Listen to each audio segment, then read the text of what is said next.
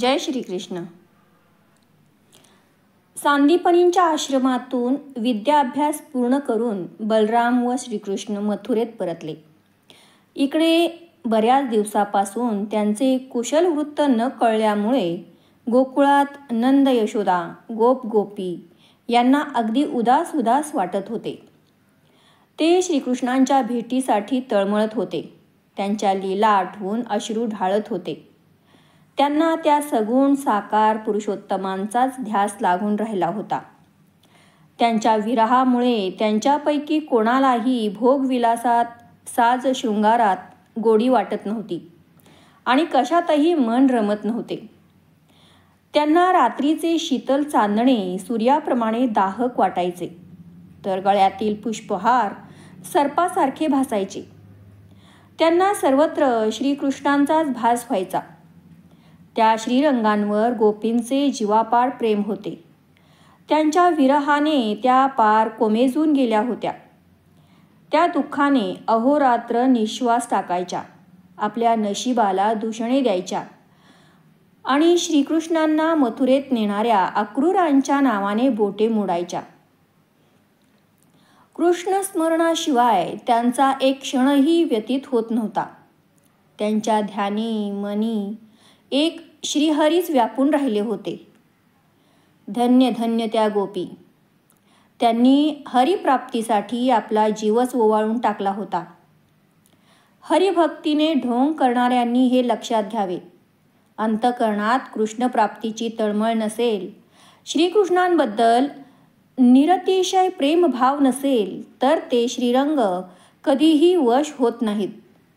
त्यांच्या वाचून केलेली यज्ञ, याग, तप, जप, तीर्थयात्रा, दान, एकांत सेवन आदी सर्व कृत्ये व्यर्थच होत. ते प्रभू आपल्या हृदयातच आहेत.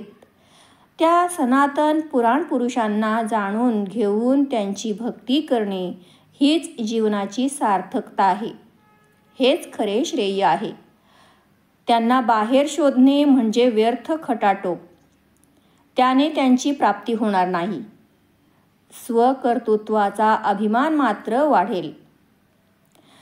गोपींना श्रीकृष्णांचे कसे ध्यान लागले होते ते ऐका. मथुरेत दूध दही विकताना त्या चव्हाट्यावर बसून म्हणायच्या, अहो गोविंद घ्या, अहो दामोदर घ्या. ते ऐकून व्यावहारिकदृष्ट्या असलेल्या तेथील ग्राहक स्त्रिया म्हणत, गवळणींनो, तुम्ही काय बोलत आहात याचे तुम्हाला भान आहे का? हे तर दूध आहे, दही आहे. याला तुम्ही गोविंद दामोदर असे कसे म्हणता? अनंत अवतार घेऊन अनंत लीला करणाऱ्या त्या भगवंतांना तुम्ही तुमच्या डेऱ्यात मडक्यात कसे काय साठवलेत? तुम्हाला वेड तर लागले नाही ना? त्यावर त्या म्हणायच्या, हो, आम्ही वेड्याच आहोत. आम्हाला सर्व घटांमध्ये चक्रपाणीच भरलेले दिसतात. त्याला आम्ही काय करणार? तुम्हीही तुमच्या शरीररूपी घटात पहा. तुमची इंद्रिये कोणाच्या सत्तेने कार्य करत आहेत ते नीट जाणून घ्या. म्हणजे ते यदुवीर सर्वांगठी कसे व्याप्त आहेत हे तुम्हालाही कळेल. बाजारात असे संभाषण नेहमीच चालायचे. एके दिवशी गंमतच झाली. आपल्या भक्तांच्या वचनाला कमीपणा येऊ नये म्हणून श्रीहरींनी आपली अजब लीला दाखवली. त्यावेळी गोपींच्या प्रत्येक घटात घरसावळी कृष्णमूर्ती दिसू लागली. त्या दर्शनाने मथुरावासी स्त्रिया तटस्थ झाल्या. गोपीही आनंदाने पाहू लागल्या. गोरस विकून त्या गोकुळात परतल्या. अशा प्रकारे त्या गोपींची वृत्तीच कृष्णाकार झाली होती. समुद्रात पडलेल्या मिठाच्या पुतळीने समुद्र आकार घ्यावा. प्रपंचातली नेहमीची कृत्ये करत असताना त्या कृष्णलीलांचे वर्णन असलेली गाणी म्हणत असत. अशा प्रकारे त्या अबला हरिरूपात तन्मय झाल्या होत्या. त्या श्रीकृष्णांना जराही विसरत नव्हत्या. यशोदांची अवस्थाही काही वेगळी नव्हती. त्या घनश्यामांच्या लीला आठवायच्या. त्यांची भेट व्हावी म्हणून झुरायच्या. ती तळमळ असह्य झाली की तासनतास रडायच्या. त्यांची बासरी, काठी, घोंगडी हे पाहून समाधान मानायच्या आणि श्रीहरी, तुम्ही मला टाकून कसे गेलात, इतके निर्दयी कसे झालात, असे म्हणून मनोमन व्यथित व्हायच्या. श्रीकृष्णांवाचून नंदांनाही घर सुने सुने वाटायचे. ते कुठून तरी धावत येतील आणि पिताजी अशी हाक मारून गळामिठी घालतील असे सतत वाटत राहायचे. भक्तवल्लभ अशी ख्याती असलेल्या श्रीकृष्णांना त्यांच्या विरहाची कल्पना होतीच. म्हणून त्यांनी आपल्या परमप्रिय भक्तांना उद्धवांना बोलावून घेतले व म्हणाले, गोकुळातील गोप गोपींचे माझ्यावर खूपच प्रेम आहे. तिथे माझे नंदबाबा व यशोदामय्या आहेत. माझे सवंगडी आहेत. ते सर्व मला प्रिय आहेत. ते आजही माझ्या परतीची वाट पाहत आहेत. माझ्या विरहाने व्याकुळ झाले आहेत. तुम्ही गोकुळात जाऊन त्या सर्वांची भेट घ्या. त्यांना माझे कुशल वृत्त सांगा. सांत्वनपर मृदू शब्द बोलून त्यांचे दुःख हलके करण्याचा प्रयत्न करा. त्यांना ज्ञानाच्या 4 गोष्टी सांगा. विवेक शिकवा. त्यांना मोक्षज्ञानाचा उपदेश करा. तुम्ही चतुर आहात, ज्ञानी आहात, म्हणूनच ही जबाबदारी मी तुमच्यावर सोपवत आहे. बोलता बोलता श्रीकृष्णांचा कंठ दाटून आला. गोकुळातील प्रेमळ लोकांच्या आठवणींनी त्यांचे हृदय भरून आले होते. त्यांनी उद्धवांच्या गळ्याला मिठी मारली व अश्रूंना वाट मोकळी करून दिली. थोड्या वेळाने स्वतःला सावरून ते म्हणाले, गोकुळातील गुणीजनांच्या भावभक्तीची उत्कटता मी विसरूच शकत नाही. अक्रूर मला मथुरेस नेत असताना गोपी किती काकुळतीला आल्या होत्या हे मी प्रत्यक्ष अनुभवले आहे. त्यांचे स्मरण होताच मीही किती हळवा झालो पहा. आता तुम्ही लवकर जा. त्या सर्वांची माझ्यावर किती दृढ भक्ती आहे ते बघा. ते स्वप्नातही मला विसरत नाहीत. मग मीही त्यांची उपेक्षा कशी करीन? मी सतत त्यांच्या सन्निध असतो. माझ्या भक्तांची मला किती काळजी वाटते हे मी तुम्हाला कसे सांगू? त्यासाठी तुम्हाला माझे हृदयच व्हावे लागेल. तुम्ही देवगुरु बृहस्पतींजवळ विद्याभ्यास केलेला आहे. त्या योगे तुम्ही गोकुळातील लोकांना सगुण भक्तीतून ज्ञानदृष्टीने माझ्या परमात्म रूपाच्या भक्तीकडे वळवा. त्यांना अध्यात्मविद्या शिकवून तारून न्या. त्यानंतर त्या प्रभूंनी आपला वरदहस्त उद्धवांच्या मस्तकी ठेवला. त्यामुळे त्यांचे ज्ञान जागृत झाले. हरिचरणांना वंदन करून ते रथात बसले आणि स्वामी कार्यासाठी मोठ्या आपुलकीने गोकुळाकडे निघाले. भगवान श्रीकृष्णांचे ते ज्ञानी भक्त भोळी भाबडी सगुण भक्ती करणाऱ्या गोप गोपींना भेटायला निघाले होते. आता गोकुळात भक्तिरसाला उधाण येईल. भक्तिगंगेला ज्ञानरूपी यमुना भेटेल. उद्धवांचा रथ वायुवेगाने दौडत होता. तितक्याच वेगाने त्यांचे विचारचक्र चालले होते. गोकुळातील लोकांचे कसे सांत्वन करावे हाच मुख्य मुद्दा होता. सायंकाळच्या सुमारास ते गोकुळापाशी आले. तिथे त्यांना चरायला गेलेल्या गायी घराकडे परतताना दिसल्या. त्यांच्या मागून गोपमंडळी येत होती. त्यातील एक गोप कृष्णवेश धारण करून मुरली वाजवत होता.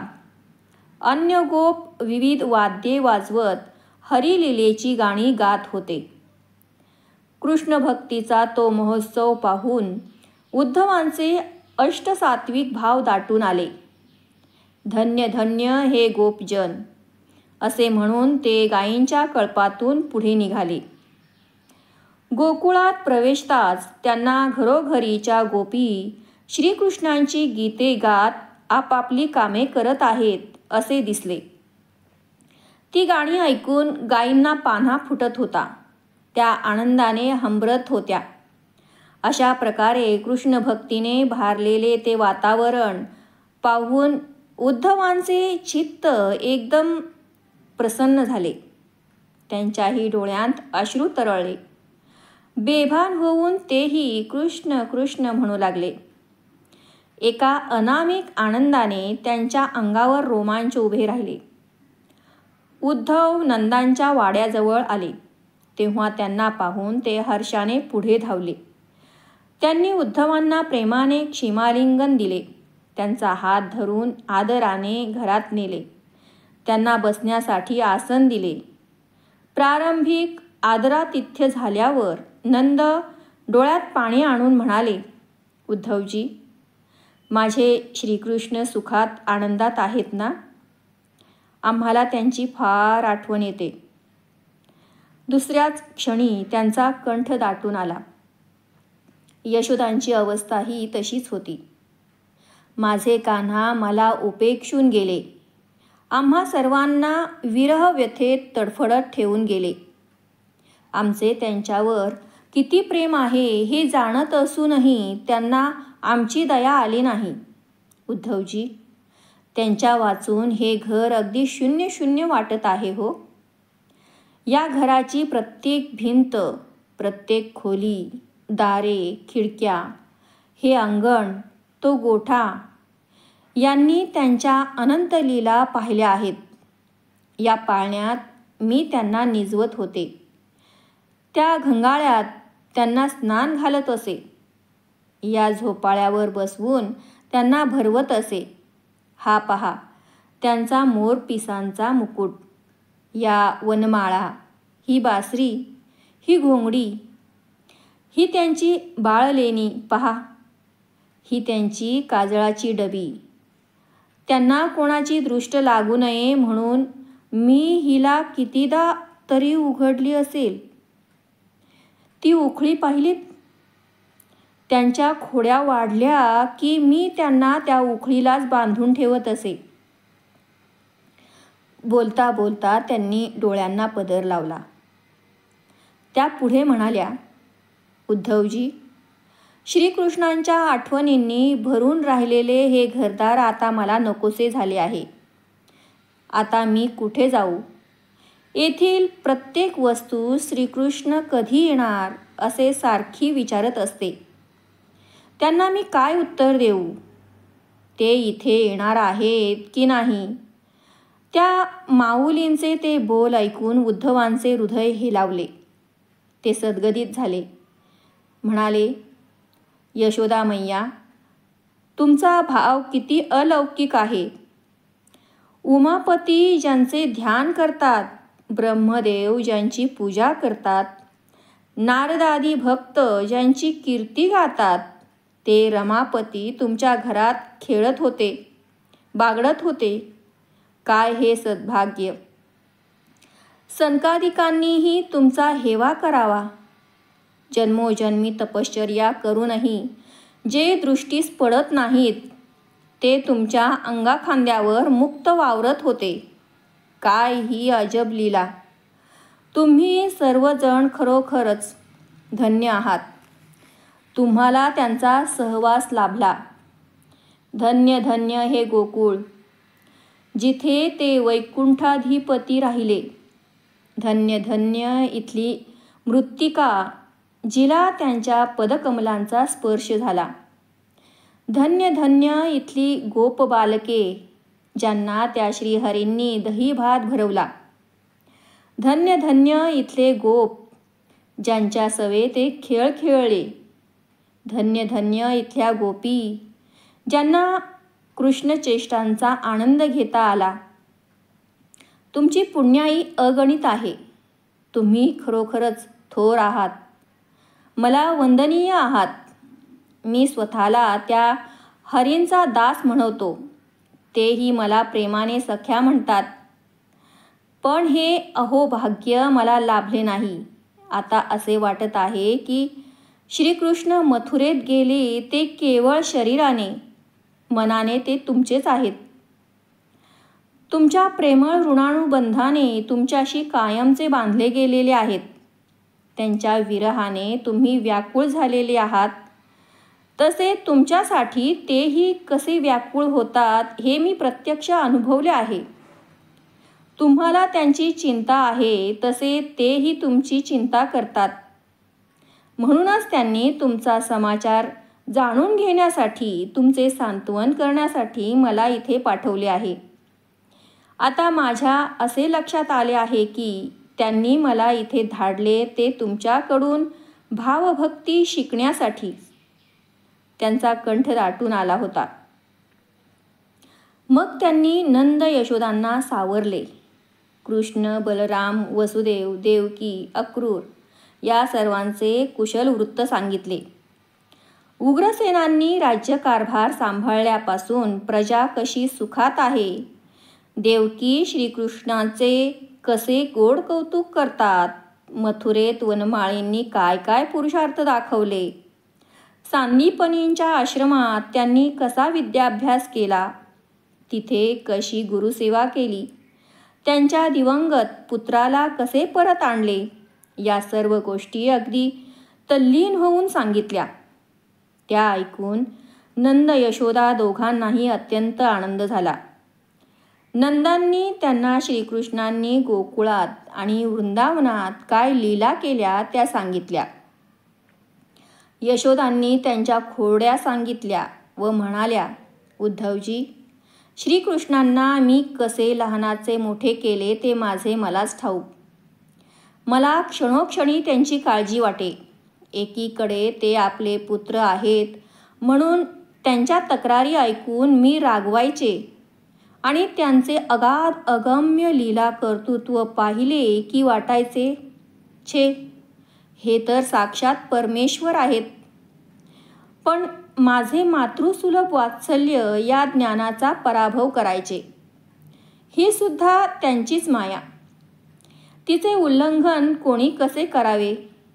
अशा प्रकारे त्यांच्या गप्पा गोष्टी चालल्या होत्या. त्यामुळे निद्रा आलीच नाही. रात्र कशी सरली तेही कळले नाही.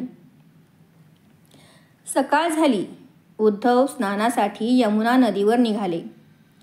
कुठे कुठे रात्रीचे दीप अजूनही तसेच तेवत होते.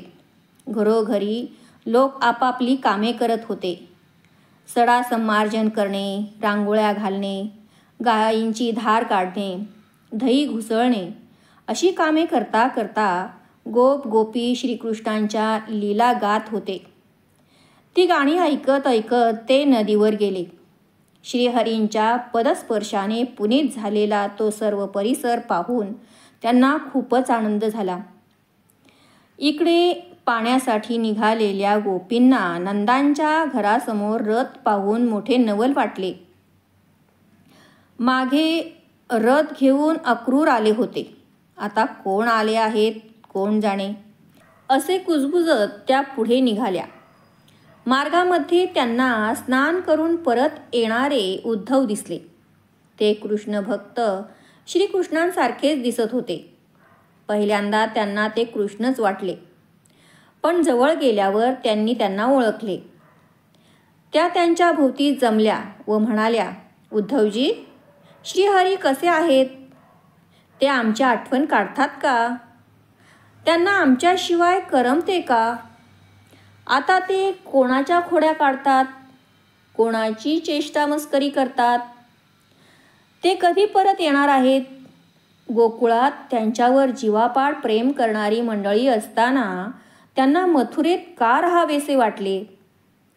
आम्हाला दुःखसागरात लोटून जाण्या इतका निष्ठुरपणा त्यांच्या मनात कुठून उद्भवला? नंदांचे कोड कौतुक, यशोदांनी त्यांच्यासाठी काढलेल्या खस्ता, आम्ही त्यांचा सहन केलेला त्रास, या सर्व गोष्टी ते कसे विसरले? आपल्या मातापित्यांची साधी विचारपूस करायलाही त्यांना वेळ नाही. तुमच्या मार्फत क्षेम कुशल कळवले व इथले विचारून घेतले म्हणजे झाले का? ते इथे का आले नाहीत? तुमच्या गोकुळ भेटीने त्यांचे समाधान होईल, पण आमचे काय? अशा प्रकारे गोपींनी त्यांना अनेक प्रकारे छेडले. तेवढ्यात एक भुंगा तिथे गुंजन करत आला. गोपींनी त्याच्यावरही आपले शब्दास्त्र चालवले. त्याच्या निमित्ताने त्या अन्योक्तीने श्रीहरींबद्दलच बोलू लागल्या. म्हणाल्या, काय रे, तू श्रीकृष्णांचा हेर होऊन आमच्यावर पाळत ठेवण्यासाठी आला आहेस काय? इथे कशाला रुंझून करतोस? चल, चालता हो. ते कृष्ण आणि तू त्यांचा मित्र, दोघेही सारखेच. तू चंचल, तसे तेही चंचल. एका फुलाचा सुगंध घेऊन तुझे कधी समाधान झाले आहे का? तसेच तेही.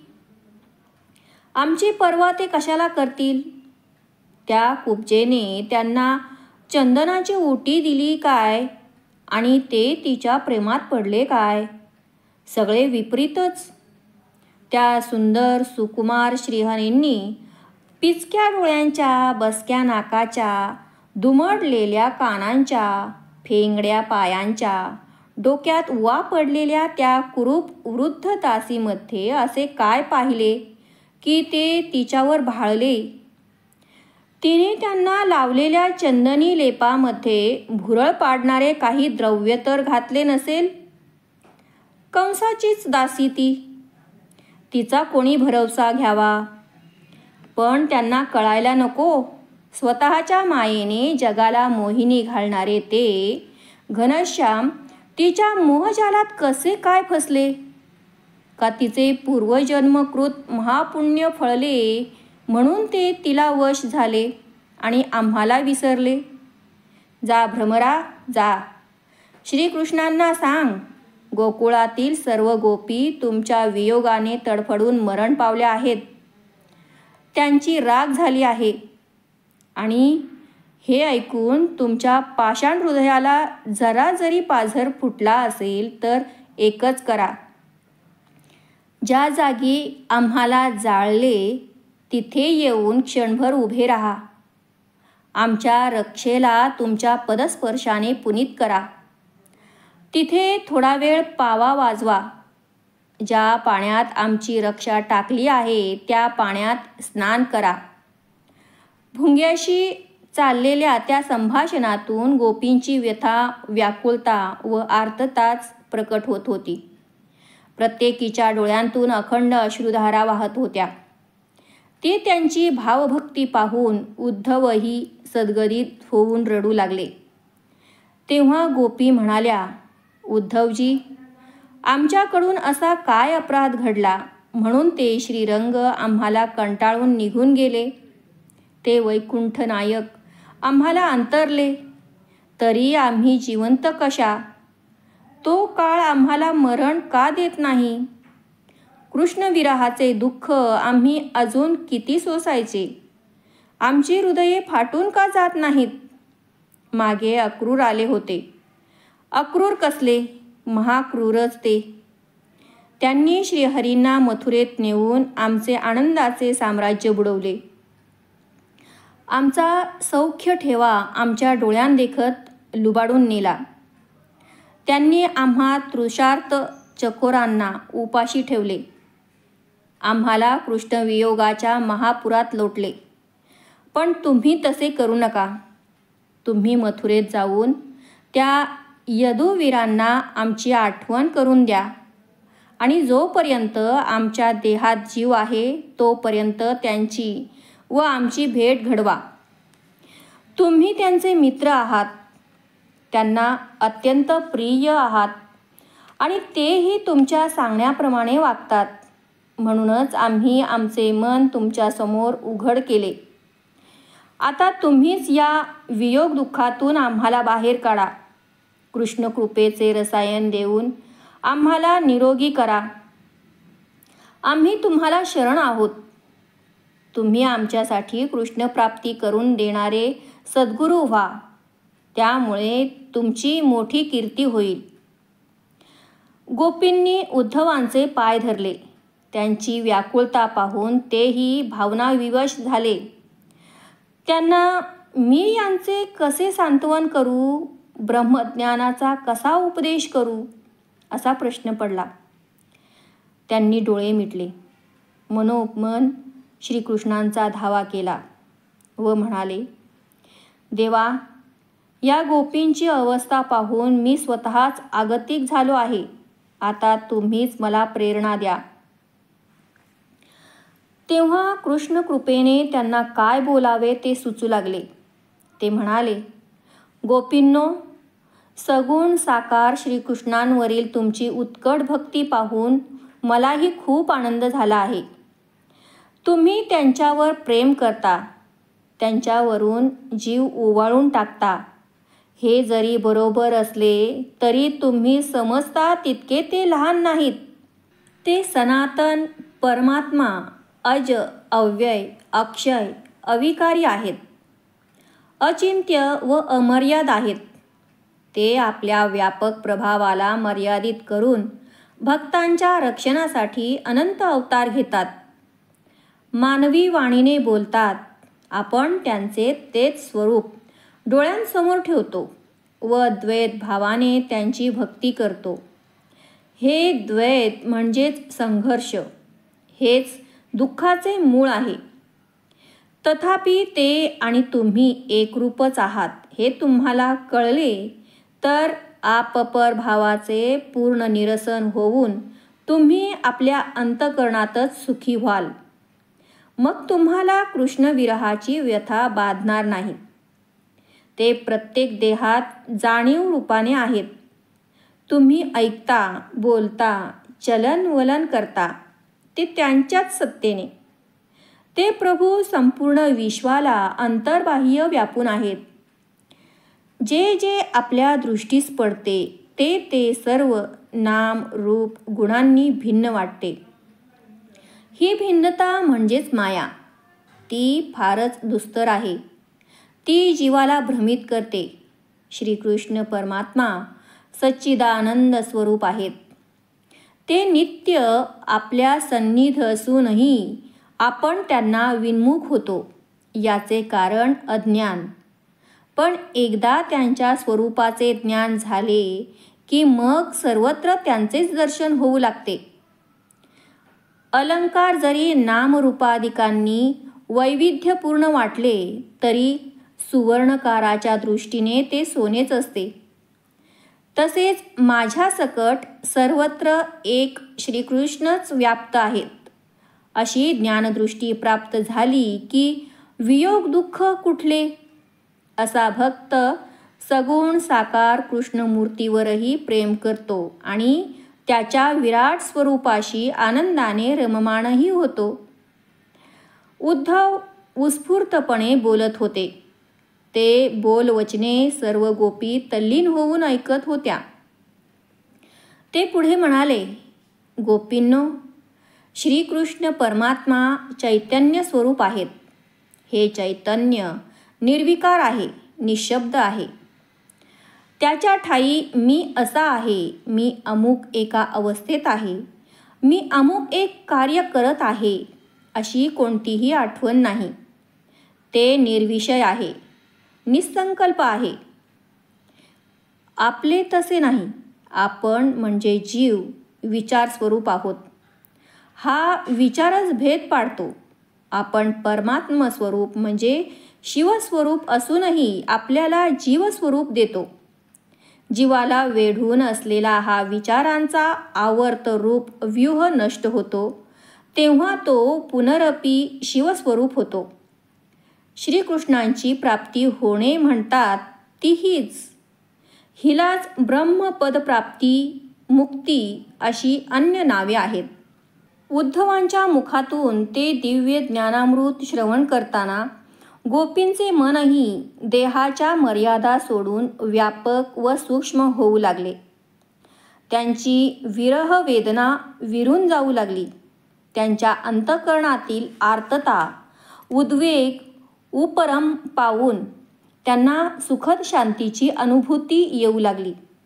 त्यांच्या आग्रहावरून उद्धव 4 महिने गोकुळात राहिले. आपल्या सत्संग प्रवचनातून त्यांनी नंद, यशोदा व गोप गोपींना श्रीकृष्णांचे व्यापकत्व व ईश्वरत्व नीट समजावून सांगितले. त्या ब्रह्मज्ञानाने सर्वांची मने निवळली. चित्ते स्थिर होऊ लागली. निजस्वरूपाचा परोक्ष साक्षात्कार करून देऊन उद्धवांनी त्या सर्वांना ब्रह्मवादी केले. त्या चातुर्मासात गोकुळामध्ये ज्ञान, भक्ती व प्रेमाचा महोत्सव चालला होता.